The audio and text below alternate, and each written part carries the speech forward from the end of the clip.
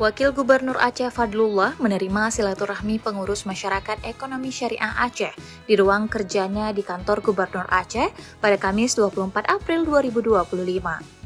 Sebagaimana diketahui, Wagub Fadlullah terpilih secara aklamasi sebagai Ketua Umum MES Aceh 2025-2030 dalam musyawarah wilayah keempat MES Aceh. Dalam kesempatan itu, Wagub dan pengurus MES Aceh berdiskusi terkait program kerja organisasi ke depan. Pertemuan tersebut juga turut membahas struktur organisasi MES Aceh yang periode yang baru di bawah kepemimpinan Wagub Fadlullah. Selain itu, pertemuan itu juga turut membahas peran organisasi ke depan untuk kemajuan ekonomi syariah di Aceh.